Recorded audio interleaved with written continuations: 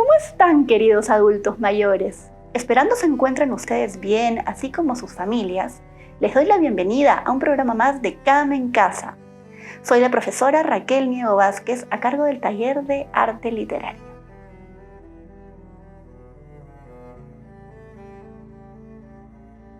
El objetivo de esta sesión es aprender a narrar un cuento oralmente. ¿Están listos para desarrollar este súper talento? Entonces, comencemos.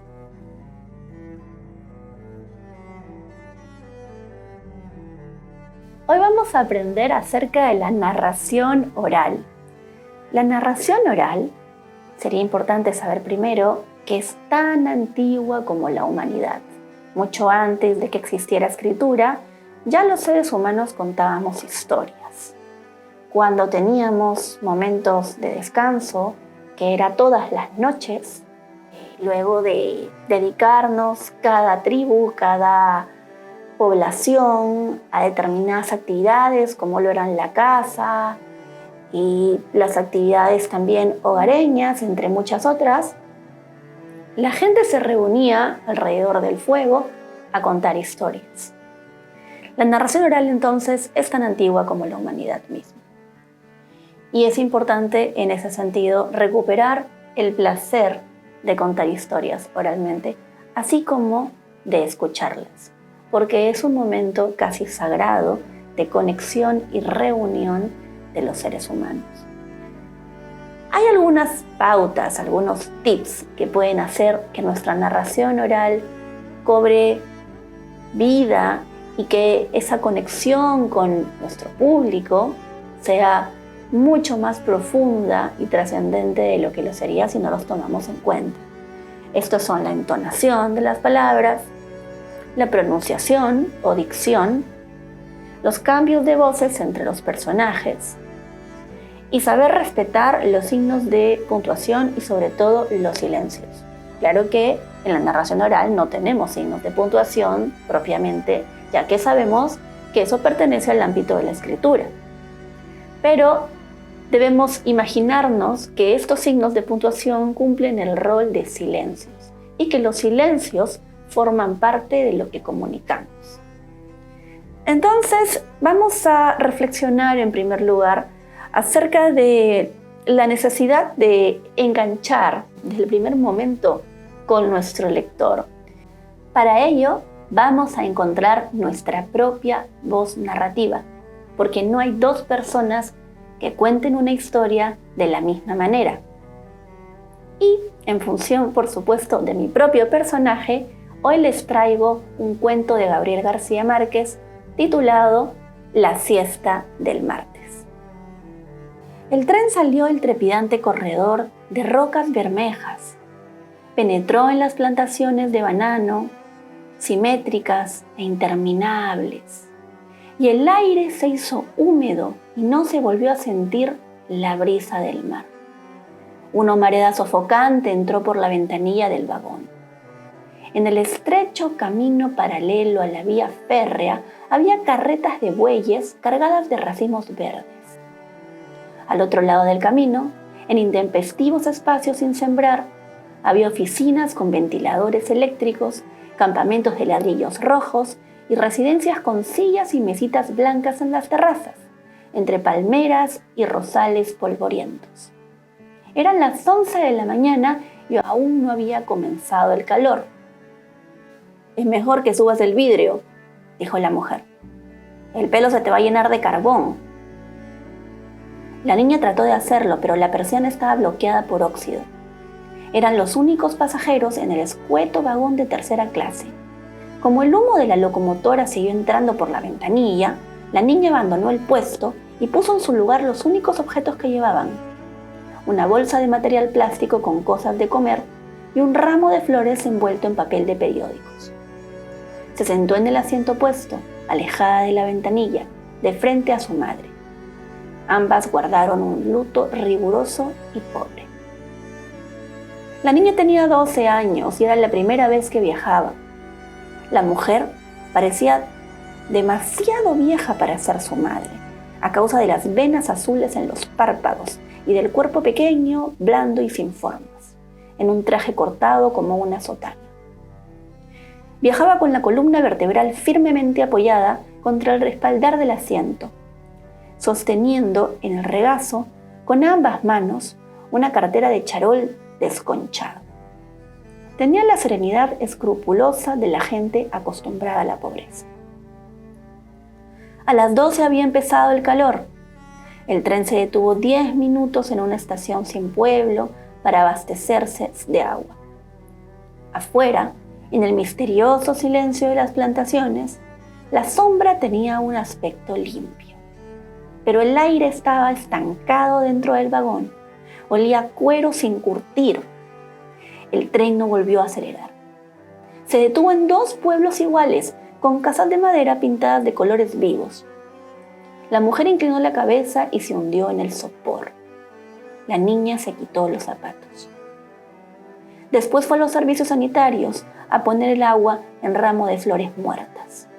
Cuando volvió al asiento, la madre la esperaba para comer. Le dio un pedazo de queso, medio bollo de maíz y una galleta dulce, y sacó para ella de la bolsa de material plástico una ración igual. Mientras comían, el tren atravesó muy despacio un puente de hierro y pasó de largo por un pueblo igual a los anteriores. Solo que en este había una multitud en la plaza. Una banda de músicos tocaba una pieza alegre bajo el sol aplastante. Al otro lado del pueblo, en una llanura cuarteada por la aridez, terminaban las plantaciones. La mujer dejó de comer. «Ponte los zapatos», dijo. La niña miró hacia el exterior. No vio nada más que la llanura desierta por donde el tren empezaba a correr de nuevo. Pero metió en la bolsa el último pedazo de galleta y se puso rápidamente los zapatos. La mujer le dio la peineta. «Peínate», dijo. El tren empezó a pitar mientras la niña se peinaba. La mujer se secó el sudor del cuello y se limpió la grasa de la cara con los dedos. Cuando la niña acabó de peinarse, el tren pasó frente a las primeras casas de un pueblo más grande, pero más triste que los anteriores. «Si tienes ganas de hacer algo, hazlo ahora», dijo la mujer. «Después, aunque te estés muriendo de sed, no tomes agua en ninguna parte. Sobre todo, no vayas a llorar». La niña probó con la cabeza. Por la ventanilla entraba un viento ardiente y seco, mezclado con el pito de la locomotora y el estrépito de los viejos vagones. La mujer enrolló la bolsa con el resto de los alimentos y la metió en la cartera. Por un instante, la imagen total del pueblo, en el luminoso martes de agosto, resplandeció en la ventanilla. La niña envolvió las flores en los periódicos empapados, se apartó un poco más de la ventanilla y miró fijamente a su madre. Ella le devolvió una expresión apacible. El tren acabó de pitar y disminuyó la marcha. Un momento después se detuvo. No había nadie en la estación. Del otro lado de la calle, en la acera sombreada por los almendros, solo estaba abierto el salón de billar. El pueblo flotaba en el calor. La mujer y la niña descendieron del tren, atravesaron la estación abandonada cuyas baldosas empezaban a cuartearse por la presión de la hierba y cruzaron la calle hasta la acera de la sombra. Eran casi las 2. A esa hora, agobiado por el sopor, el pueblo hacía la siesta. Los almacenes, las oficinas públicas, la escuela municipal se cerraban desde las 11 y no volvían a abrirse hasta un poco antes de las 4, cuando pasaba el tren de regreso. Solo permanecían abiertos el hotel frente a la estación, su cantina y su salón de billar, y la oficina del telégrafo a un lado de la plaza. Las casas, en su mayoría construidas sobre el modelo de la compañía bananera, tenían las puertas cerradas por dentro y las persianas bajas. En algunas hacía tanto calor que sus habitantes almorzaban en el patio. Otros recostaban un asiento a la sombra de los almendros y hacían la siesta en plena calle. Buscando siempre la protección de los almendros, la mujer y la niña penetraron en el pueblo sin perturbar la siesta. Fueron directamente a la casa cural. La mujer raspó con la uña la red metálica de la puerta. Esperó un instante y volvió a llamar. En el interior zumbaba un ventilador eléctrico. No se oyeron los pasos. Se oyó apenas el leve crujido de una puerta y enseguida una voz cautelosa muy cerca de la red metálica. ¿Quién es? La mujer trató de ver a través de la red metálica. Necesito al padre, dijo. Ahora está durmiendo. Es urgente, insistió la mujer. Su voz tenía una tenacidad reposada. La puerta se entreabrió sin ruido y apareció una mujer madura y regordeta, de cutis muy pálido y cabellos color de hierro. Los ojos parecían demasiado pequeños detrás de los gruesos cristales de los lentes. Sigan, dijo, y acabó de abrir la puerta. Entraron en una sala impregnada de un viejo olor a flores. La mujer de la casa las condujo hasta un escaño de madera y les hizo señas de que se sentaran. La niña lo hizo, pero su madre permaneció de pie, absorta, con la cartera apretada en las dos manos. No se percibía ningún ruido detrás del ventilador eléctrico. La mujer de la casa apareció en la puerta del fondo. Dice que vuelvan después de las 3, dijo en voz muy baja. Se acostó hace 5 minutos. El tren se va a las 3:30, dijo la mujer. Fue una réplica breve y segura, pero la voz seguía siendo apacible, con muchos matices. La mujer de la casa sonrió por primera vez. Bueno, dijo. Cuando la puerta del fondo volvió a cerrarse, la mujer se sentó junto a su hija. La angosta sala de estar era pobre, ordenada y limpia. Al otro lado de una baranda de madera que dividía la habitación, había una mesa de trabajo, sencilla, con un tapete de hule, y encima de la mesa una máquina de escribir primitiva junto a un vaso con flores. Detrás estaban los archivos parroquiales. Se notaba que era un despacho arreglado por una mujer soltera. La puerta del fondo se abrió y esta vez apareció el sacerdote limpiando los lentes con un pañuelo. Solo cuando se los puso, pareció evidente que era el hermano de la mujer que había abierto la puerta. ¿Qué se le ofrece?, preguntó. Las llaves del cementerio, dijo la mujer. La niña estaba sentada con las flores en el regazo y los pies cruzados bajo el escaño. El sacerdote la miró, después miró a la mujer y después, a través de la red metálica de la ventana, el cielo brillante y sin nubes. Con este calor, dijo, ¿han podido esperar a que bajara el sol? La mujer movió la cabeza en silencio. El sacerdote pasó del otro lado de la baranda. Extrajo del armario un cuaderno forrado de hule, un plumero de palo y un tintero, y se sentó a la mesa. El pelo que le faltaba en la cabeza le sobraba en las manos. ¿Qué tumba van a visitar?, preguntó. La de Carlos Centeno, dijo la mujer. ¿Quién? Carlos Centeno, repitió la mujer. El padre siguió sin entender. Es el ladrón que mataron aquí la semana pasada, dijo la mujer en el mismo tono. Yo soy su madre. El sacerdote la escrutó. Ella lo miró fijamente, con un dominio reposado, y el padre se ruborizó. Bajó la cabeza para escribir. A medida que llenaba la hoja, pedía a la mujer los datos de su identidad, y ella respondía sin vacilación, con detalles precisos, como si estuviera leyendo. El padre empezó a sudar. La niña se desabotonó la trabilla del zapato izquierdo, se descalzó el talón y lo apoyó en el contrafuerte. Hizo lo mismo con el derecho. Todo había empezado el lunes de la semana anterior, a las 3 de la madrugada, y a pocas cuadras de allí. La señora Rebeca, una viuda solitaria que vivía en una casa llena de cachivaches, sintió a través del rumor de la llovizna que alguien trataba de forzar desde afuera la puerta de la calle. Se levantó, buscó a tientas en el ropero un revólver arcaico que nadie había disparado desde los tiempos del coronel Aureliano Buendía y fue a la sala sin encender las luces.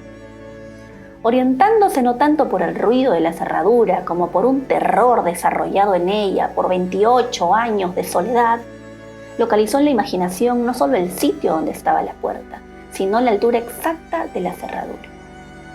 Agarró el arma con las 2 manos, cerró los ojos y apretó el gatillo. Era la primera vez en su vida que disparaba un revólver. Inmediatamente después de la detonación, no sintió nada más que el murmullo de la llovizna en el techo del zinc. Después percibió un golpecito metálico en el andén de cemento y una voz muy baja, apacible, pero terriblemente fatigada. ¡Ay, mi madre! El hombre que amaneció muerto frente a la casa, con la nariz despedazada, vestía una franela a rayas de colores, un pantalón ordinario con una soga en lugar de cinturón y estaba descalzo. Nadie lo conocía en el pueblo. De manera que se llamaba Carlos Centeno, murmuró el padre cuando acabó de escribir. Centeno Ayala, dijo la mujer. Era el único varón. El sacerdote volvió al armario. Colgadas de un clavo en el interior de la puerta había 2 llaves grandes y oxidadas. Como la niña imaginaba y como imaginaba la madre cuando era niña y como debió imaginar el propio sacerdote alguna vez que eran las llaves de San Pedro. Las descolgó, las puso en el cuaderno abierto sobre la baranda y mostró con el índice un lugar en la página escrita, mirando a la mujer. Firme aquí. La mujer garabarchó su nombre, sosteniendo la cartera bajo la axila. La niña recogió las flores, se dirigió a la baranda arrastrando los zapatos y observó atentamente a su madre. El párroco suspiró. ¿Nunca trató de hacerlo entrar por el buen camino? La mujer contestó cuando acabó de firmar. Era un hombre muy bueno.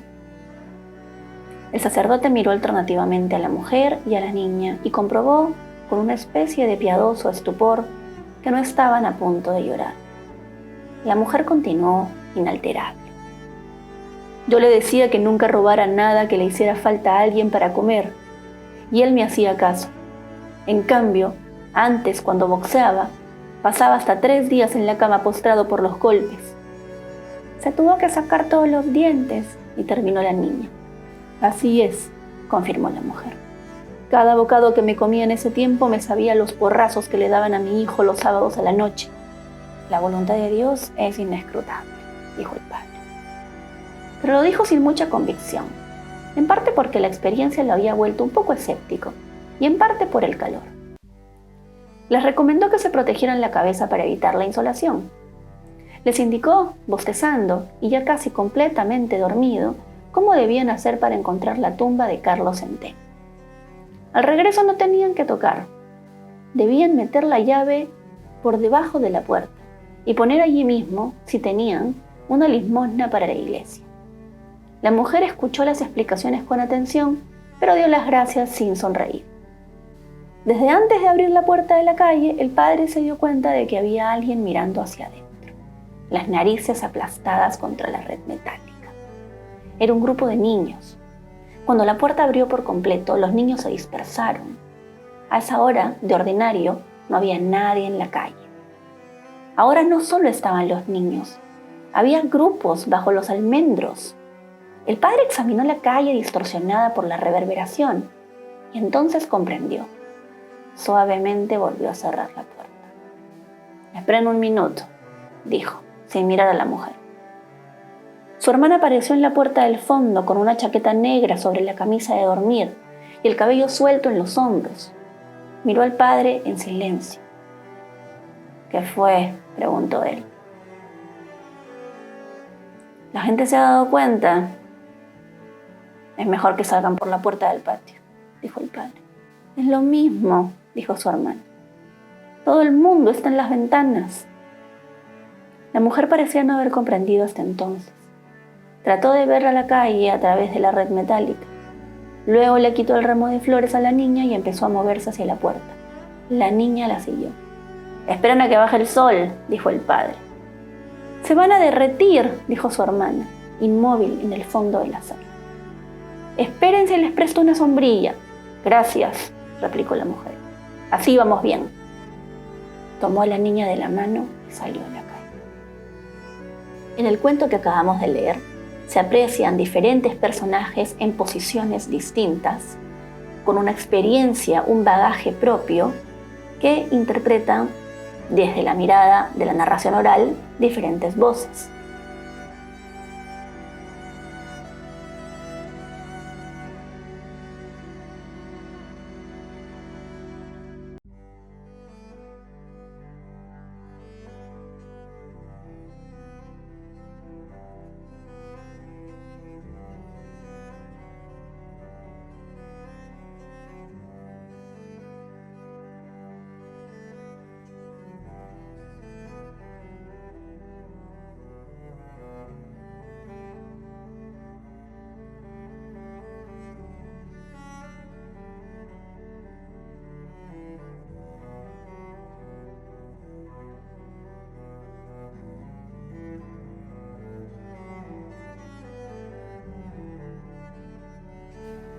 Ahora bien, les vamos a solicitar a ustedes un ejercicio de alguna manera similar.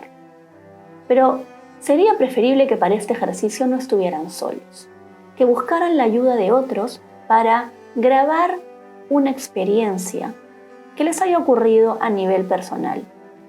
Quisiera que trajeran a la memoria algún recuerdo que quisieran narrar y cada uno de los miembros que conformara este grupo de narración tomara un personaje.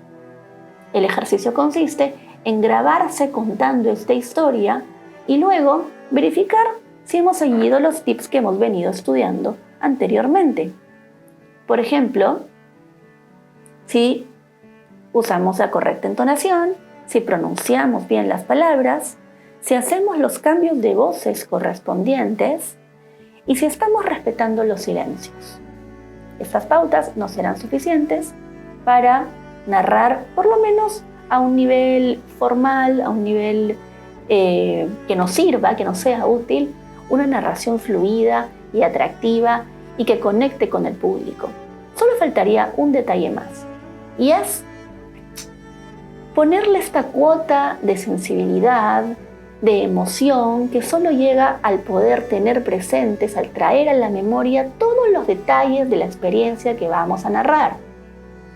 Los olores, las sensaciones, las personas que estaban presentes, sus rostros y algo aún más importante, el lenguaje corporal, que debe de corresponderse con la emoción que nos atraviesa en el cuerpo en ese momento y también con aquello que estamos imitando, según esas personas que forman parte de nuestro recuerdo y según nuestro sentir y nuestra actitud en ese momento. Puede tratarse de un recuerdo de cualquier momento de la vida, de la infancia, de la adolescencia, nuestro primer trabajo, de cualquier momento de la vida. Eso ha sido todo por hoy. Espero que les sirva esta experiencia. No olviden llevar a cabo su grabación con sus voces y las de sus familiares o amigos. Y que les sea de provecho. Muchas gracias. Hasta una próxima sesión.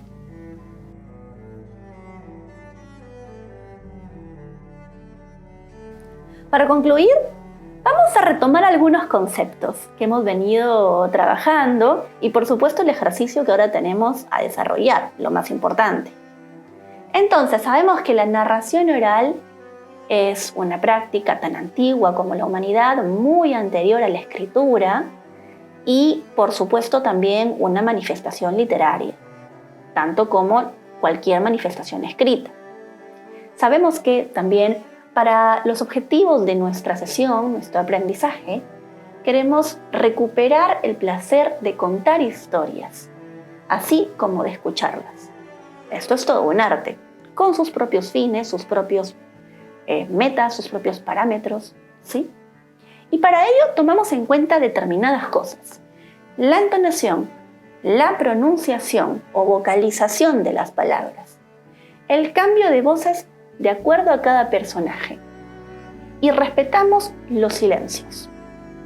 El cuento breve que hemos leído, La siesta del martes, escrito por Gabriel García Márquez, nos ha servido para tener una idea de qué esperar o cómo conectar con el público cuando abordamos una narración oral. Y en base a esto, ahora se ha planteado el siguiente ejercicio: grabar nuestra propia voz con ayuda, de preferencia, de amigos y familiares para reproducir un recuerdo, en el que además deberá estar impresa en la memoria todo el conjunto de sensaciones de esta experiencia que vamos a grabar. Los olores, el tacto, la actitud de las personas presentes, la escena, los colores, el lugar, el momento. Vamos a evocar todo esto con nuestra memoria y vamos a hacer una especie de obra de teatro, pero solamente usando el poder de la voz. Eso ha sido todo por hoy y del lenguaje corporal, claro está. Esto ha sido todo por hoy conmigo y nos vemos hasta una próxima sesión. Chao. Y después de estas conclusiones, damos por terminada una sesión más del taller de arte literario, donde usted ha desarrollado otro súper talento. ¡Felicitaciones! Los esperamos en la próxima sesión de Kame en Casa. Sigamos cuidándonos.